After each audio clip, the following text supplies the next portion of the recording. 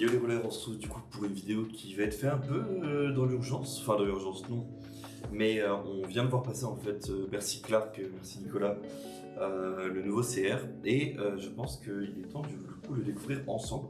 Il n'y a pas eu la vidéo banlist, je crois que je l'ai oublié de la sortir, c'est pas grave, on la verra plus tard, mais sinon la banlist forcément est disponible depuis quelques jours maintenant.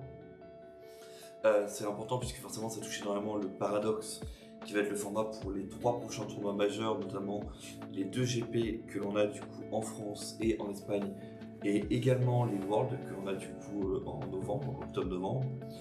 Où vous me verrez du coup là-bas, je vais faire en sorte de voir un petit peu pour emmener un peu de matos. Mais du coup, il y aura en tout cas des vidéos de là-bas, on verra sûrement un petit report dans ce qu'on va revenir. Bref, découvrons ensemble du coup ce nouveau CR.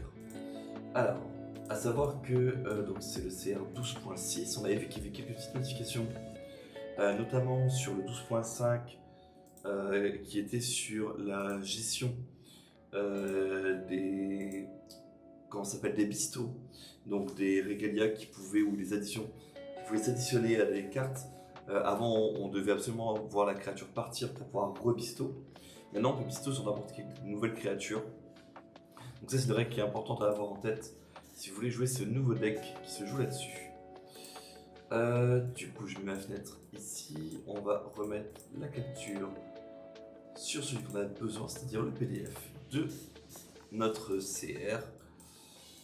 Donc en rouge c'est tout ce qui a été modifié, donc on va voir ça ensemble un petit peu. Donc forcément bon, c'est pas super étonnant hein, le fait qu'il y ait la date qui change, c'est normal, c'est effectif. En tout cas c'est effectif dès le 29 août. Même si c'est pas sorti le 29, ça c'est sûr et certain, mais c'est normal, il y avait le week-end. Ah, c'est rigolo, ils ont pas mis les nouveaux mots-clés en rouge. C'est qu'il y en a quand même pas mal des nouveaux. Genre, Bloodlust. Non. Ok, on verra ça après. Blood Trade, peut-être Blood Trade c'est un nouveau. Ah ok, ils le mettent pas en rouge, mais ils le mettent en rouge là-dessus. Ok, donc on va regarder ça ensemble après. Donc, on va voir un petit peu. Donc, il ne change pas pour l'instant les règles de base du jeu, donc tant mieux parce qu'ils nous l'ont déjà fait plusieurs fois. On rajoute le type Warden, donc gardien, dans les types de cartes. Si un effet se réfère à un G-Roller que l'on contrôle et qu'on en a plus que un, on peut se référer à n'importe lequel. Si une capacité nous demande de faire une action sur un G-Roller que l'on contrôle, alors du coup il a fait n'importe lequel d'entre eux. Et on choisit celui qui veut le faire. Par exemple, du coup, c'est les fameux effets comme quoi épuiser un rouleur, ou du coup expeller un rouleur. Et du coup on peut choisir celui qu'on veut. Ok. Certaines cartes ont un type multiple, séparé par une comma, notamment les champs, comma, rune, donc virgule. Et c'est un champ et une rune. D'accord, donc la virgule c'est bien en fait les deux. Maintenant du coup on a les Magic Stone qui sont des basiques, des spéciales et des trous Magic Stone. Donc c'est un nouveau mot du coup, un nouveau type de stone. Bon après c'était l'ancienne, hein. On avait déjà les trous Magic Stone en fait qui existaient. Et donc là maintenant c'est un type. Pas seulement des cartes qui vont avoir effet seulement si on a des trous. Alors le 203 c'est quoi? C'est le nom de la carte, ok. Donc si un effet se réfère au nom avec les double quotation, ça se rappelle avec la carte qui a ce nom ou une partie du nom dans son texte. Ok. La forme possessive du mot dans un nom. On va prendre plutôt l'exemple, je pense. Donc quand on doit checker une carte qui remplit les conditions d'une capacité, comme par exemple sur dans votre deck, une carte O avec time. Les cartes nommées Vérité du temps, Guenièvre Space-Time et Delorious Space-Time vont fonctionner même si le time du coup est avec un tiret. Par contre, Timeless ne fonctionne pas parce que du coup le time n'est pas tout seul en termes de mots. Ok, je comprends mieux en fait avec l'exemple très clairement. Donc le Infinited, je n'ai pas forcément en français le terme exact. Donc maintenant si on a un mot qui dit chercher un elfe et que genre il y a elfique, ça fonctionne pas.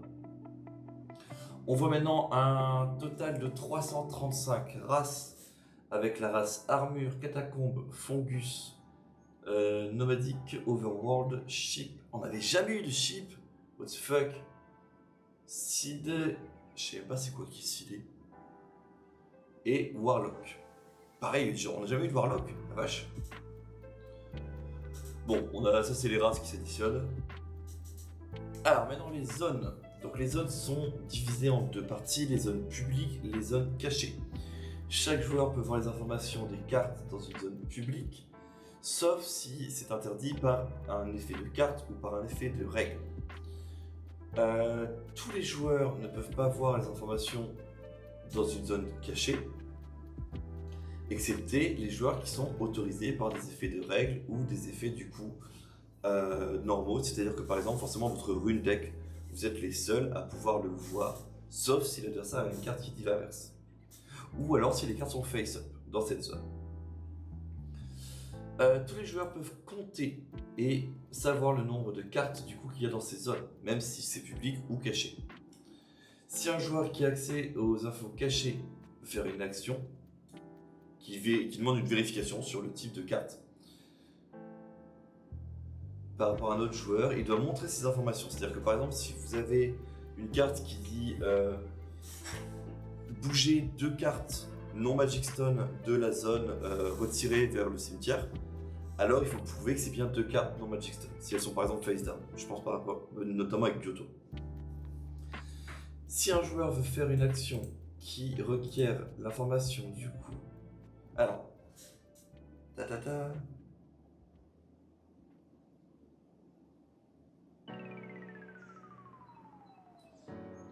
si un joueur veut faire une action qui requiert du coup les informations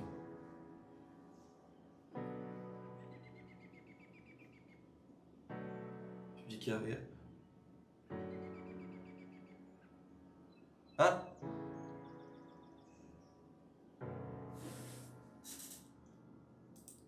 Attendez 2 minutes, là c'est là où je bloque.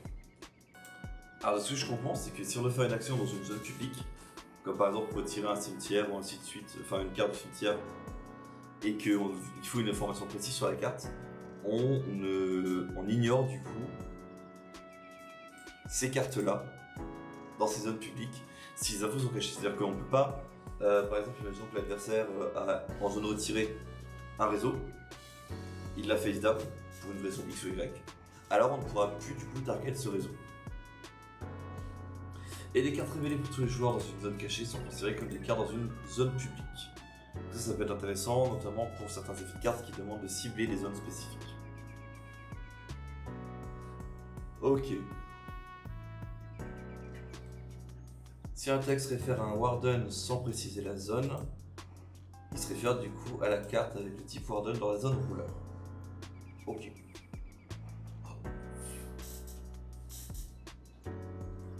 Alors, les zones mouvement.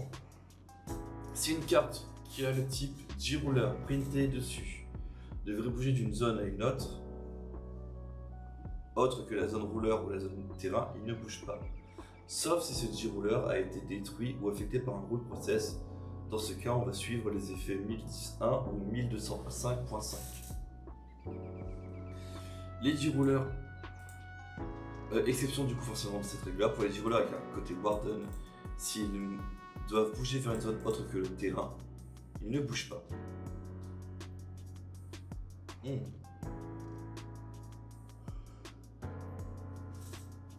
C'est-à-dire qu'on ne pourra pas avoir de... On ne pourra pas retirer un Warden, quoi. Enfin, bon, après c'est normal, c'est un J-Ruler.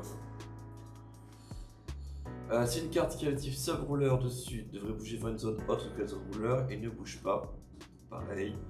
Si une carte avec le type Warden printé dessus devrait bouger depuis une autre zone, bouger depuis n'importe quelle zone vers le terrain, il ne bouge pas.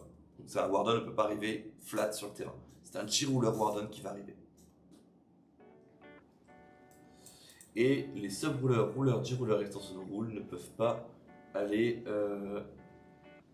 dans un cimetière depuis l'extérieur de la partie.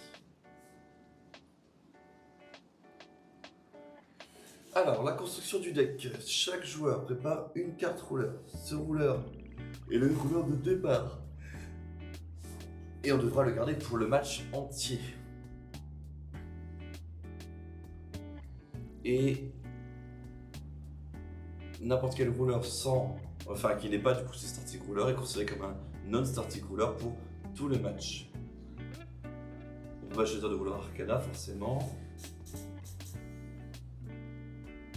Et si on a un tag ou un partenaire, il faut choisir qui est le starting rouleur. Et en fait, c'est le problème, c'est qu'on ne peut pas le changer, donc c'est-à-dire qu'il n'y a plus de switch possible entre deux rouleurs en extérieur, sauf si vous avez une carte qui le permet. C'est ça, les gens ne peuvent pas changer leur starting rouleur. Ça, c'est une règle que j'aime pas, mais bon, tant pis, elle est comme ça.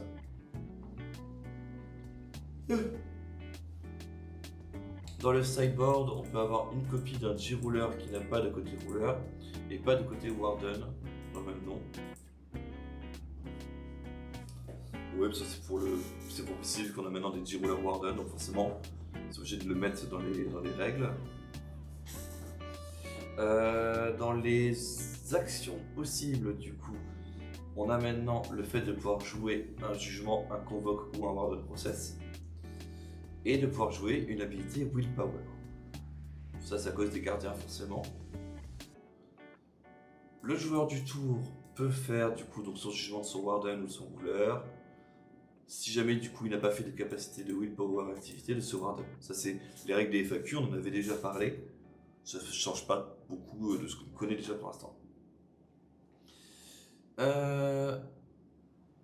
Si le Warden est dans la zone rouleur et qu'il a fait ce jugement, on check s'il contrôle un G-Ruler avec un Warden, enfin avec un side Warden déjà sur le terrain qui a le même nom. Et si jamais c'est le cas, alors du coup le jugement ne se fait pas. Enfin, si le jugement se fait, mais le Warden reste dans sa zone. C'est intéressant pour les cartes qui disent si vous faites un jugement, vous faites ça. Mais sinon, vous aurez fait un jugement pour rien. Et sinon, du coup, bah forcément, le Warden deviendra un G-Ruler. Bon, ça c'est le côté jugement des Wardens. Pour les runes, champ rune, addition rune, le joueur, quand il joue une rune card non addition, un champ rune avec Divinity. Donc on choisit, une rune card non addition ou une champ rune avec un Divinity qui est égal ou moins à ce qui nous reste. On le flip face up, on le copie, on paye le cost et on joue la copie. Ça c'est ce que vous connaissez.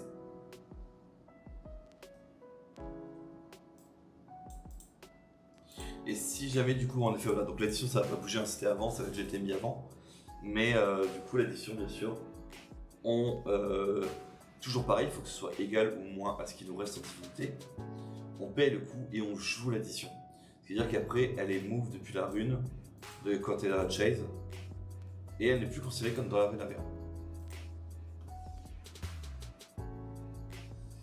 Ça va changer. Le Warden side c'est à cause des G-Ruler.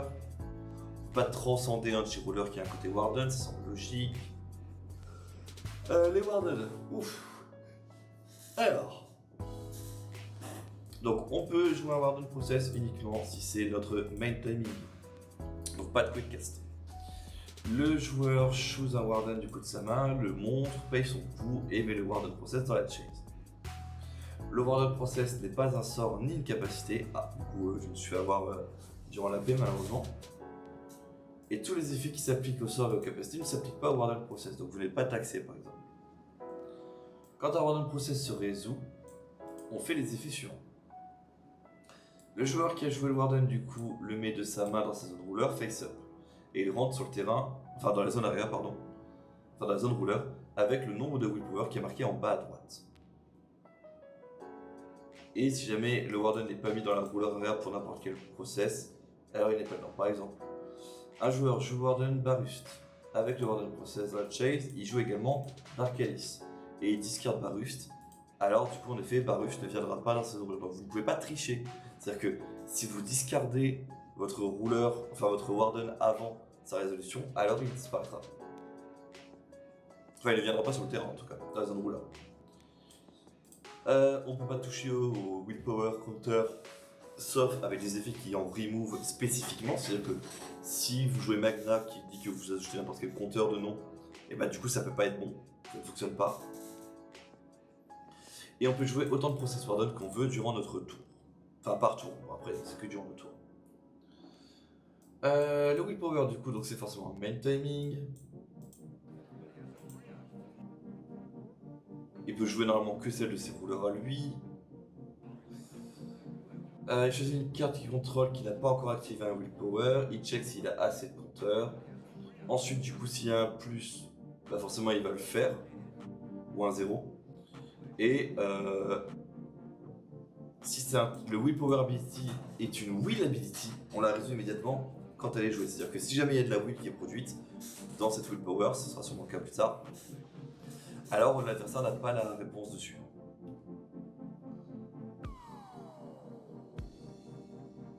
Et ensuite, voilà, donc on applique l'effet, on arrive. Ça, on verra ça après, mais la willpower ability, normalement, c'est considéré comme une activate. La battle, donc c'est le fameux battle. Ah, ils ont mis ça pour Michel. C'est génial, ils l'ont ban, mais c'est pas grave. Donc, ils nous disent maintenant que pour un objet attaqué, on peut cibler les wardens, ça on le savait. Si le joueur doit faire n'importe quelle attaque, même payer un coup, il doit le faire à ce moment. S'il ne peut pas, il ne peut pas attaquer. Et il devra rewind dessus. Oh la vache!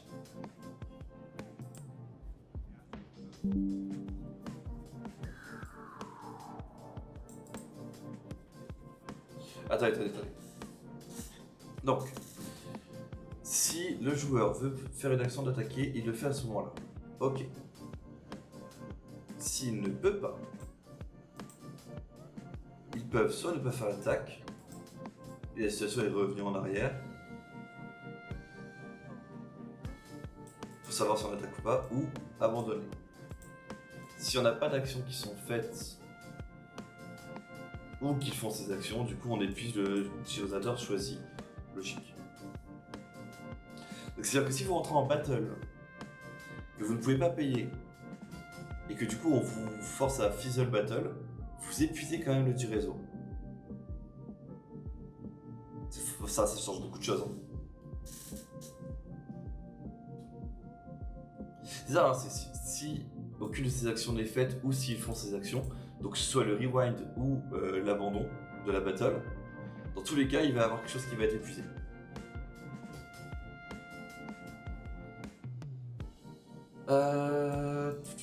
Donc ça c'est le fameux, s'il n'y a pas de... Enfin, on met des dégâts seulement si c'est pas sur un Warden. S'il y a sort d'attaque ou plus et que c'était un Warden, alors on enlève X willpower ou c'est le coût de la créature.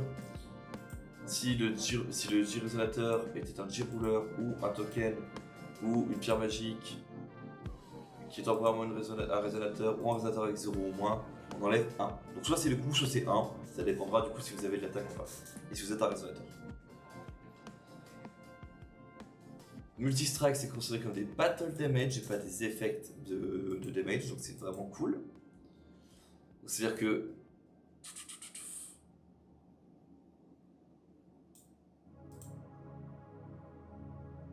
Ouais, si le résonateur attaquant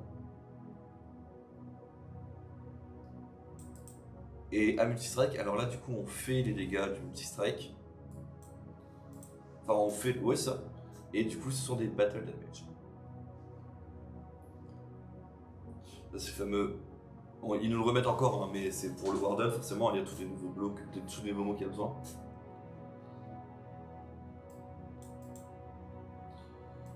Blocking.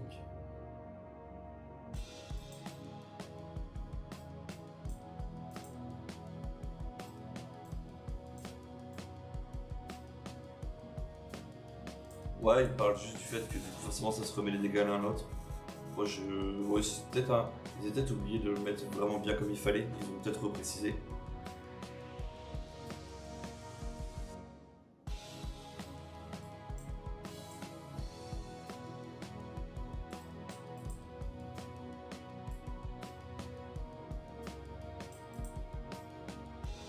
Les habilités qui disent qu'on gagne des effets avec une durée ne sont pas considérées comme perdues quand la durée se termine. C'est intéressant parce que du coup, il y a peut-être des cartes qui combo là-dessus sur de la perte de mots-clés.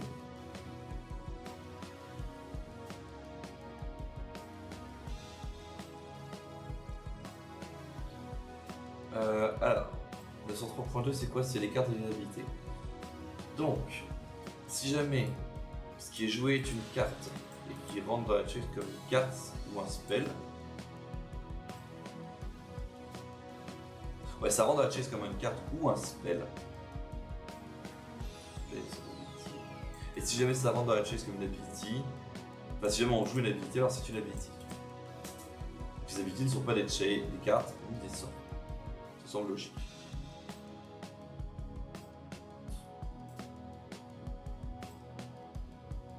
Ok, donc le X, Y, Z, ils vous disent juste que s'ils sont définis une fois, ils sont définis tout le reste de la partie de la même façon pour cette carte. Par exemple, vous payez 2 plus X et la carte dit que ça fait X dégâts à l'entrée, alors c'est le coût que vous avez payé au début qui fera les dégâts. Si la capacité est une willpower ability, on check forcément si elle a assez de willpower pour le faire. On ajoute ou on retire directement. Sinon ils ne peuvent pas le jouer.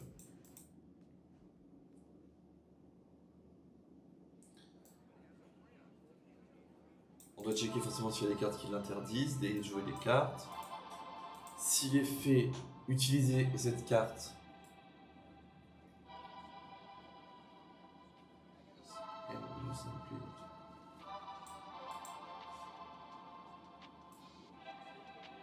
on doit checker les infos avant de pouvoir jouer les cartes, ça semble logique, donc même pour l'adversaire, vous devez connaître.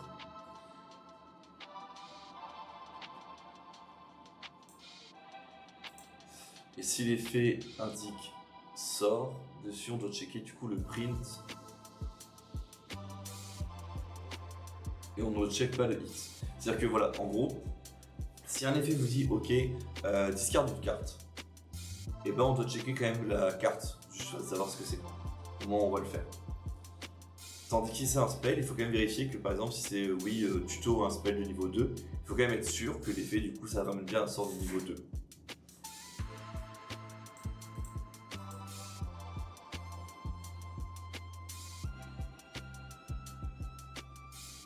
Là ça commence à être un peu chaud en termes de... Ça demande de se référer à l'effet juste avant par rapport à 903.2.h. En gros, littéralement c'est juste on check le cost sans le X quoi.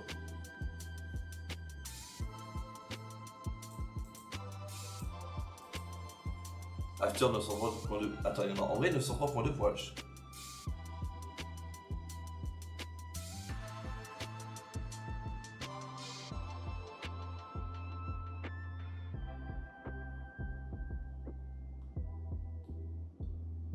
Ah non, on prend en compte le X.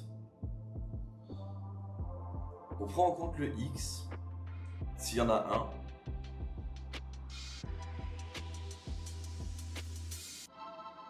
Par exemple, sur un sort qui dit que vous devez cancel un sort à 2. Si vous avez payé 1 plus X égale 2, techniquement c'est un sort à 3, donc ça ne fonctionne pas. Donc là on est dans la réponse à un sort. Enfin, on me dira si je me trompe, hein, c'est important quand même. Mais je crois que c'est bien comme ça du coup que c'est fait là-dessus.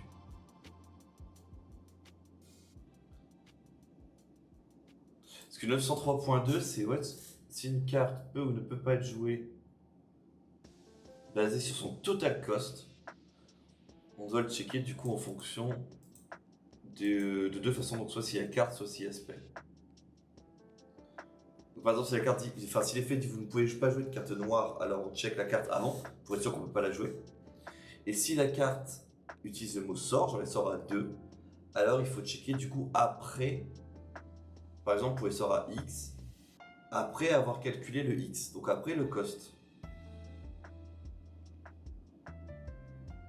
On va demander pour être sûr, hein, mais ce point-là il est un petit peu obscur pour moi.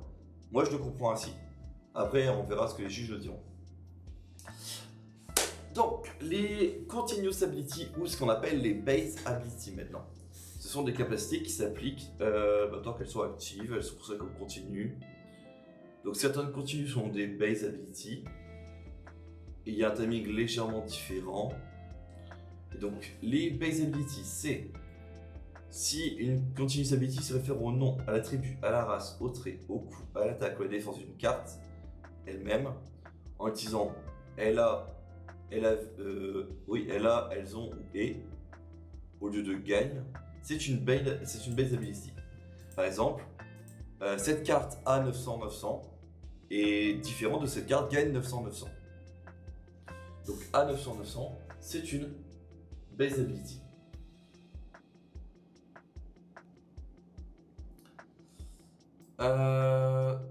Si une continuous est écrit comme les joueurs ne peuvent pas chase, c'est une base ability. Si une continuous dit lorsque vous jouez cette carte, son cost est ou au lieu de son... Ah oui. Quand vous jouez cette carte, son cost est au lieu de son practice cost. Dans cet ordre-là, alors c'est un base ability, contrairement à si vous inversez les deux practice cost et cost. Bon. Les base abilities, c'est par exemple le coût de cette carte est autant au lieu de son practice cost dans toutes les zones, c'est une base.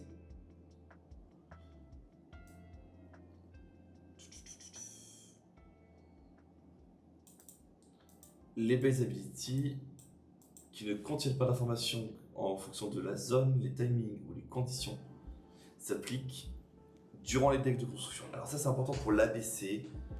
Ça veut dire que le holo est un practice cost de 1 seulement sur le terrain. Et donc du coup par exemple vous pouvez pas le prendre en compte, vous pouvez pas le mettre en drop 1 dans l'ABC par exemple. Ou par exemple du coup en effet voilà donc c'est les Water Wizards. Bah forcément là ça aurait été un peu bizarre parce que c'est là que du coup on change tous les Water Wizards d'un coup au niveau des costs. Bon, c'est à prendre en compte quand même plus tard. Les Activate Abilities qui ont un coût de Willpower sont considérés comme des Willpower Abilities. C'est normal. Ça c'est ce qu'on avait dit sur le fait qu'ils pouvaient le jouer ou pas. Les effets ou les capacités qui augmentent le coût des Activate Abilities ou qui augmentent le coût des Activate Abilities ne s'appliquent pas au Willpower. Sauf si c'est précisé Willpower. Donc il n'y a pas de taxe sur la Willpower. Sur les Wardens, c'est fort de fou hein. Ça doit être une Activate en fait, donc c'est cancelable hein, mais c'est pas taxable en tout cas. Donc c'est-à-dire que si vous voulez le cancel en disant bah voilà il doit payer 2 de plus, ça ne fonctionnera pas. Les capacités qui produisent des wills sont des will abilities et on doit vérifier ceci. Il faut que ce soit une activate d'une Magic Stone par exemple, pour que ce soit une will abilities ou une activate abilities d'une Magic Stone qui permet de jouer moins cher. En gros c'est les stones de... comment est-ce que ça s'appelle déjà? Solaria. Les stones de Solaria sont des will abilities. Les automatic abilities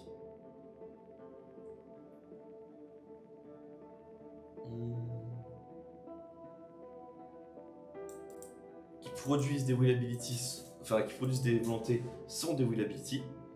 Et les sorts par contre ne sont pas considérés comme des will abilities. Donc si votre sort dit produisez 3, ce n'est pas une will ability, vous pouvez répondre à ce sort.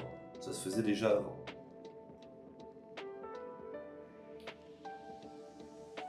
Mais du coup,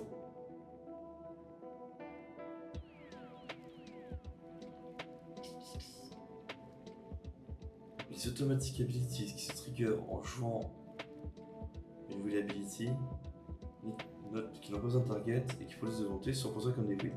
Mais du coup, les activate ability de créatures ne sont pas des will ability.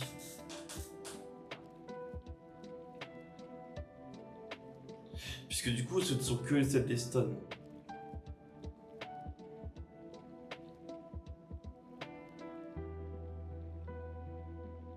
Normalement, si j'ai bien compris, c'est ça. Hein. Les seuls automatiques, c'est les enter. Une enter, c'est automatique. Une enter, c'est automatique. Mais une activate, du coup, forcément, c'est pas automatique. Donc, ce ne serait pas une will ability. Alors là, on arrive au 909.1.d, donc les continuous effects. Pour checker du coup si une capacité nommée peut être jouée, on checkera uniquement les restrictions sur le texte de cette instance.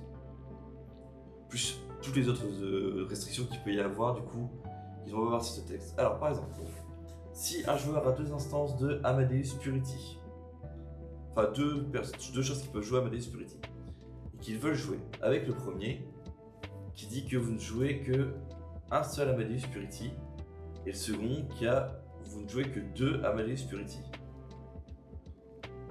Si on joue le deuxième, enfin si on joue B en premier, alors on ne pourra pas jouer A. Par contre, si on joue A, on pourra jouer B. Ouais, en gros, c'est checker bien vos nombres d'instances en fait. C'est comme pour les défiants. Vous aviez par exemple défiant 4, on vous les fait perdre, vous n'avez plus du coup le droit d'attaquer. C'est juste checker vos instances quoi. Bon, ça c'est les zones, enfin changement de zone, c'est pas super intéressant. Alors, si un effet de remplacement devrait remplacer la situation. Dans une situation où c'est considéré comme la même action. Voilà, c'est vraiment compliqué. Donc, on ne regarde pas la première situation, mais seulement la nouvelle. Comme par exemple. Such a change of cause.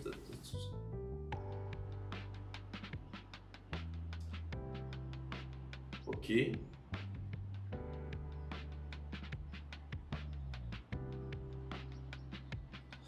En gros, si par exemple, du coup, la source de dégâts provient de vous ou d'une de vos créatures, même si la situation est remplacée par exemple avec une nouvelle target, une redirection, alors la source est toujours la source de base. Je pense que ça va être ça. Donc le slime par exemple a une continuous ability qui remplace l'effet. Si vous devez produire une volonté avec une Willcoin ou une Magic Stone, vous produisez cette volonté plus un void en plus. Si un joueur contrôle deux copies de cette carte et qu'il essaie de produire un vert avec une Magic Stone, alors la première situation qui était produire vert a été remplacée par produire vert void. Ah non, c'est vrai que ça s'additionne. Donc du coup en effet la nouvelle situation c'est produire vert void void. Ok. Mais ça reste le fait qu'au départ on a produit un vert. Donc c'est-à-dire que la situation de déclenchement est la même. Bon là c'est vraiment du texting pur. Hein. Alors les fameux last known information, la LKI. Donc si pour n'importe quelle raison une information du coup devrait se référer à une carte, mais cette carte a été bougée. Il y avait notre zone où l'information de cette carte a été changée. On va appeler ça du coup la dernière information connue. La dernière information connue ne se réfère pas seulement à l'information de la carte, mais aussi à son statut, ce qui explique le fait qu'elle soit épuisée, recover, le nom de compteur, le nom des compteurs, révélé ou non révélé, starting ruler ou pas, singleton, zero. Ok. C'est-à-dire que maintenant, la last known information, elle est beaucoup plus vaste que juste. Je sais que la carte qui a quitté le terrain, c'est par exemple le démon obéissant. Je crois qu'il n'existe même pas cette carte.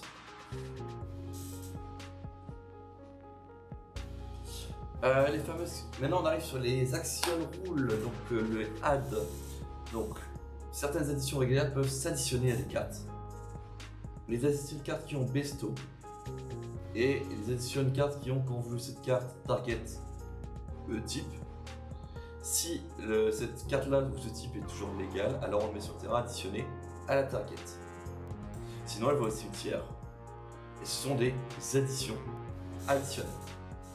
Les régalias qui ont besto sont des régalias additionnels. Toutes les autres cartes qui vont s'additionner à une entité ne sont pas considérées comme des additions additionnables ou des régalias additionnels. Pour ajouter une addition avec besto sur une carte, on target la carte, puis on met l'addition.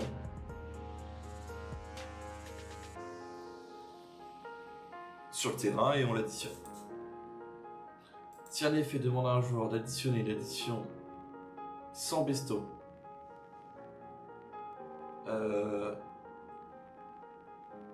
sur une carte du terrain et que ce joueur va mettre l'addition sur le terrain, ou que c'est interdit, l'addition reste dans la zone où elle est. Par exemple le cimetière. Et additionner une addition de cette façon ne target pas la carte.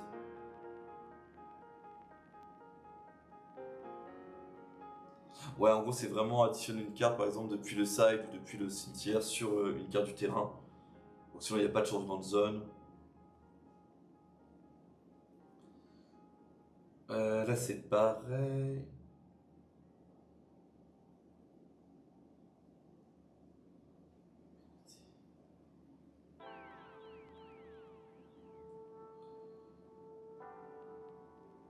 Ok. C'est la même règle, sauf que là, c'est pour toutes les types d'entités, donc G-Res Hunter égale Diamond Sexton, ce qui peut exister. Pour additionner une règle à une addition avec Besto, on doit target une autre carte sur le terrain et additionner du coup sur cette carte. Et si jamais un effet demande à un joueur de mettre une addition ou une régalia avec Besto sur le terrain, alors du coup on la met mais non additionnée sur aucune carte. Donc contrairement au fait qu'il n'y a pas de Besto, en fait on change un petit peu les choses. Quand Destroyer Warden, du coup, on le envoie dans le cimetière.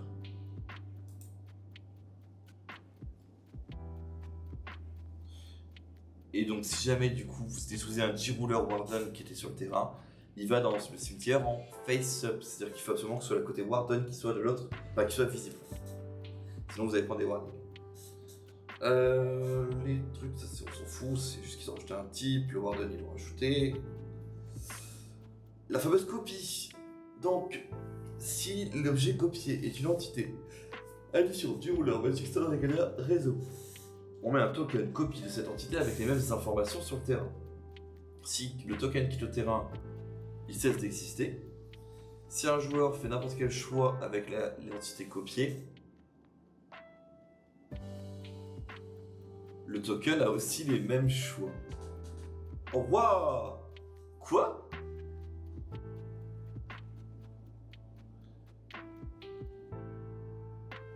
Ok, c'est étonnant. Si l'objet copié est un sort ou une capacité, on met une copie dans la chase. La copie est considérée comme une carte sans payer son coût. Donc s'il y a des copies, du coup, il y a qu'un cost 0. Ça, c'est ultra intéressant pour les runes.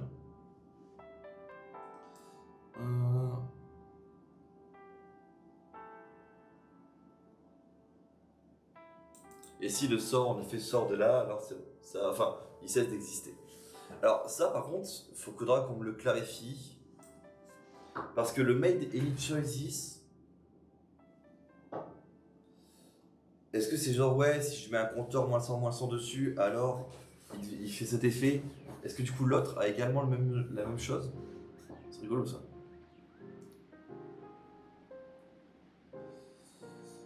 Et oui, donc si si on copie et que la créature sort de là avant la copie, alors il n'y a pas de copie. Ouais, c'est vraiment ça.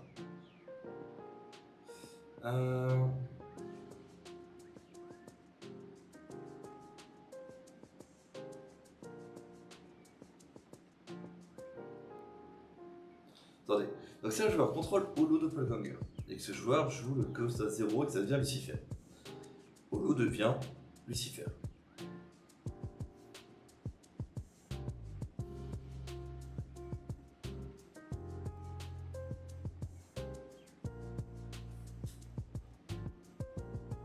Ah oui, en fait, on peut pas avoir les capacités de ce qu'on a déjà perdu. C'est ça, c'est-à-dire que, en fait, vous pouvez pas faire par exemple, ok, je vais copier Lucifer, puis je vais copier un autre Lucifer et encore un autre Lucifer, et du coup, je vais avoir 3 copies de Lucifer en mots-clés. Donc c'est logique.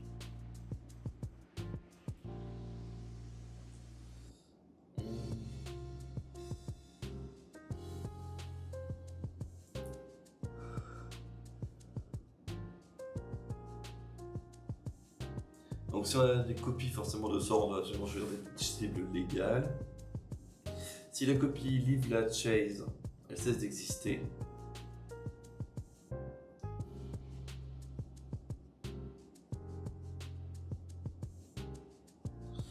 Donc si la copie ne peut pas Live la Chase et qu'elle se résout, alors elle cesse d'exister. Enfin, en gros, ouais, c'est vraiment pour dire toutes les sorts de copies en fait cessent d'exister s'ils bougent ou qu'ils font des choses un peu bizarres, qui peuvent pas être jouées ou qu'il y a des targets non. Enfin, littéralement, si on dit qu'il faut bien de plus pour chaque sort de la Chase, ça va l'enlever, et ainsi de suite. Et elle est considérée comme un sort à 0, ça c'est normal, on l'avait vu tout à l'heure pour les champs. Les J-Roulers avec un côté Warden ne peuvent pas être astral, donc vous ne pouvez pas faire un jugement et puis jouer Vergilius.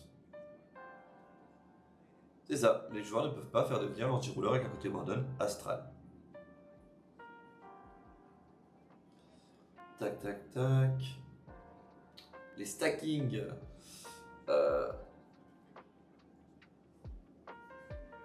Alors, les cartes stackées en dessous d'une carte n'appliquent pas leurs effets sauf si spécifiés.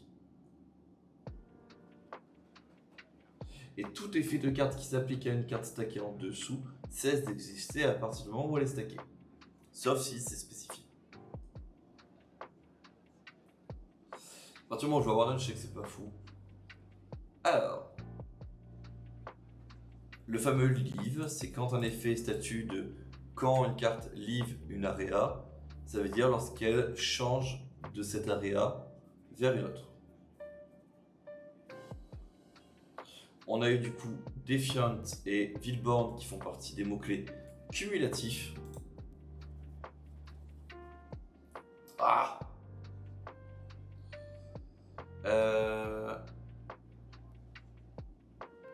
Divinité ne peut pas être un mot-clé qui peut être perdu, sauf si c'est spécifié. Par exemple, vous faites le spell du Killua sur le rouleur divinité, il a toujours sa divinité. C'est pas un problème.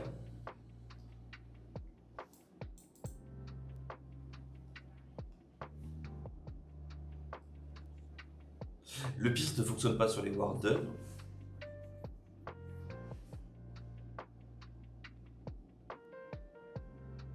Ah, quoique, si. Si c'est un Warden.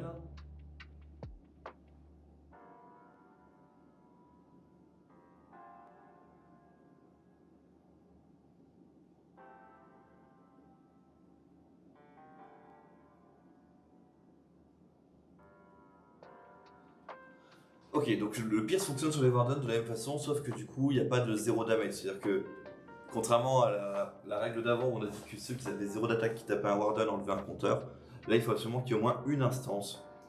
Et il perd X qui est le coût de la créature qui tape si jamais il y a la pièce qui s'active. Sinon, c'est un compteur pour un J-Roller, un compteur pour un token.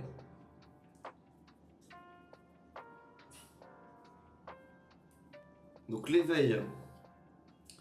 Lorsque vous jouez cette carte, vous pouvez jouer un coup alternatif. Si vous le faites, la carte est éveillée. Si elle n'est pas éveillée, on ignore tous les decks qui disent cette carte est éveillée. Ils arrivent avec une test additionnelle. Et elle est considérée éveillée jusqu'à la fin de la partie.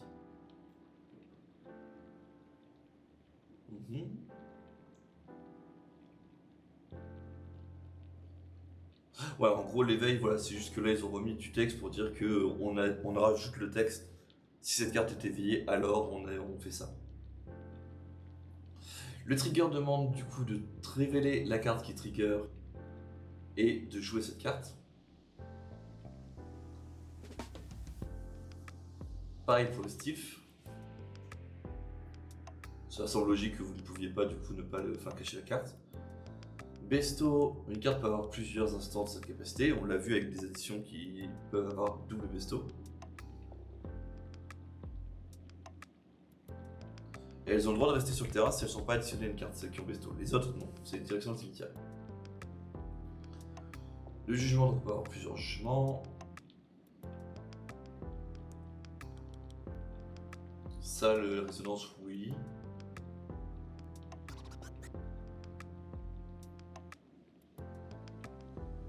Si elle est considérée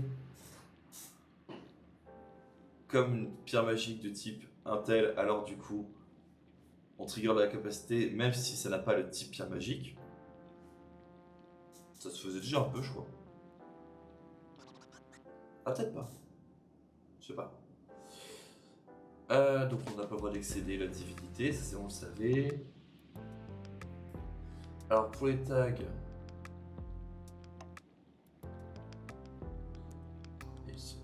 Ok.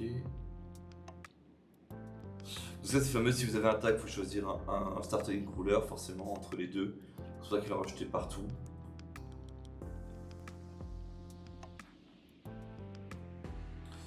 Warden side on s'en fiche. Belligérance Warden. C'est fameux. Ah oui, donc les belligérances peuvent taper les Wardens, ce qui est logique puisque c'est une cible d'attaque. Donc on peut avoir plusieurs instances de trinité, c'est déjà vu. En bouche, ça demande de révéler, comme le Steve.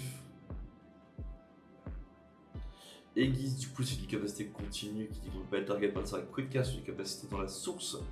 C'est une entité que l'on ne contrôle pas qui est entrée sur le terrain ce tour. Donc vous pouvez target vos aiguises.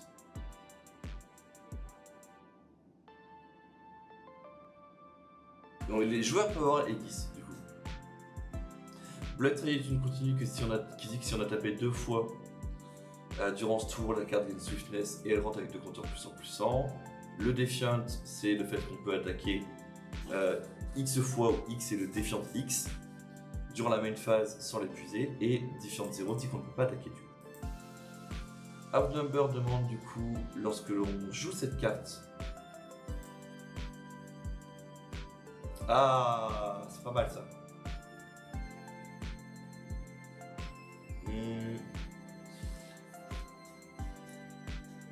Donc lorsqu'on joue cette carte, si on contrôle un résonateur ou plus, enfin un résonateur et plus de résultats adversaires, elle gagne le tag suivant. Et pareil, du coup pour les cartes d'Outnumber, il les garde pour après. Donc c'est fort parce qu'en fait, l'adversaire ne peut pas se dire ok, attendez.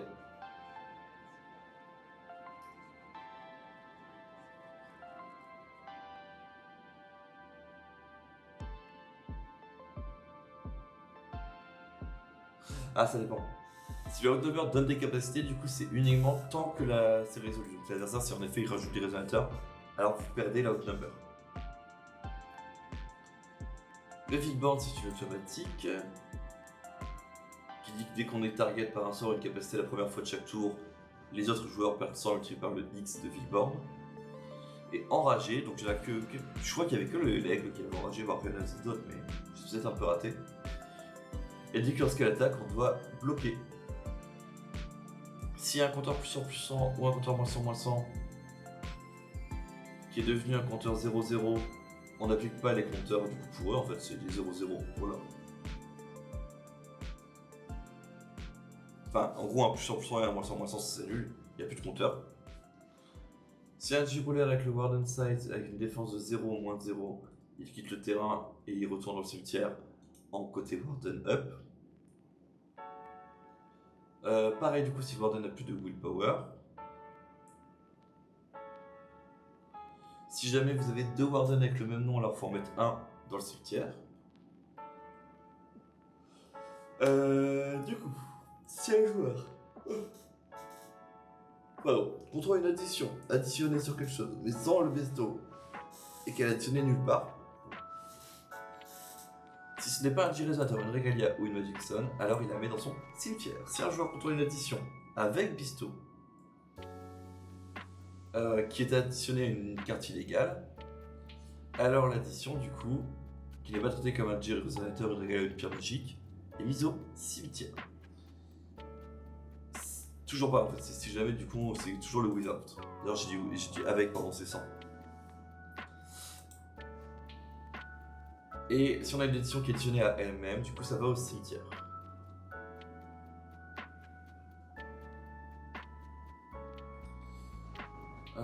D-Roller Warden, ça c'est bon. C'est un Warden quand c'est face-up, c'est un D-Roller quand c'est face-up sur le terrain. On ignore toutes les informations de l'autre côté du Warden. Et pareil, de l'autre côté du compteur en D-Roller, on ne connaît pas les informations du Warden de base.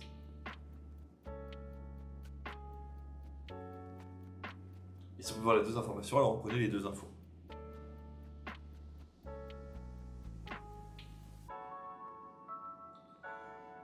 Bon, les Warden, c'est. Alors, ça, c'est tout le texte du FAQ, je vais pas revenir dessus, je pense. Parce qu'on l'avait déjà vu. Certaines anciennes cartes sont considérées comme des additions additionnables. En gros, si jamais il est marqué target 1, quelque chose, genre bête, ange, et ainsi de suite, elle rentre additionnelle à cette carte, et donc c'est une addition additionnable. Et si c'est un field, alors c'est une addition additionnable.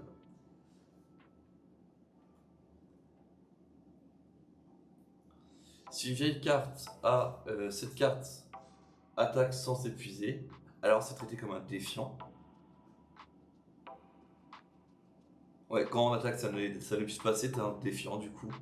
Si l'ancienne carte a éveil cost avec un texte, alors du coup, c'est oui, éveil cost, gagne le texte si c'est éveillé. Et si elle a plusieurs types séparés par un slash comme champ slash rune, c'est traité comme une comma, donc comme une virgule, comme champ, virgule rune. Donc ça, c'est toutes les updates qu'on a pu voir ensemble. Je l'ai pas vu l'éveil intouchable. Attendez.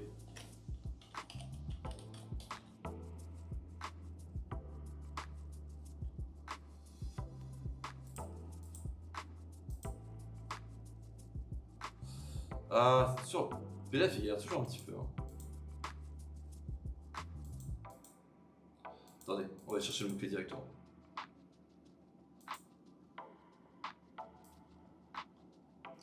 Attendez, je vais vérifier qu'il n'y a rien derrière parce que bon, on aurait l'air bête.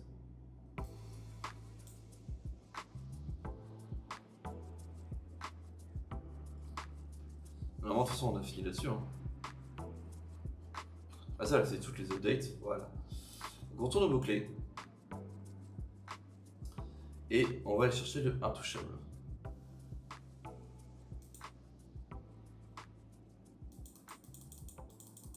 Allez, pas me l'envoyer.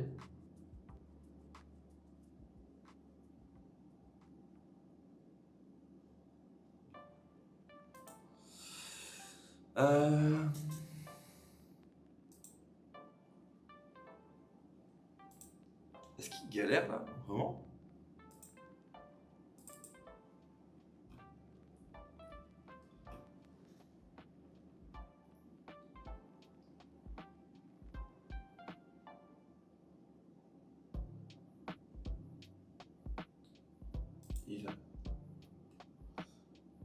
Ouais, y a pas de changement. Ouais, j'ai dû rajouter ça, mais ils ont juste bourré. Bref. Donc, voici du coup pour le contenu du CR. Vous n'aurez peut-être pas besoin du coup d'y retourner si vous voulez. Si vous avez besoin du coup d'y accéder, comme d'habitude, vous savez que c'est sur le site Faux TCG. Et je vous souhaite du coup à tous une très bonne journée. Si vous avez des questions, n'hésitez pas à les poser en commentaire, mais surtout à les remonter dans le Discord, parce que je pense vraiment que, à part les juges, je pense que je ne serais peut-être pas forcément le mieux placé pour répondre à tout. Voilà, c'est à peu près tout. Je vais tenter de vous mettre peut-être plutôt ce soir les timecodes pour chacune des choses qu'on a pu voir dans la vidéo. Mais pour ceux qui regarderont ça du coup dans l'après-midi ou ce midi, je suis désolé, mais là avec le travail qui reprend, je aurais du mal à vous rajouter la main. Voilà. Sur ce, du coup les rouleurs, je vous dis ciao et on se retrouve du coup dans une prochaine vidéo. Allez, salut.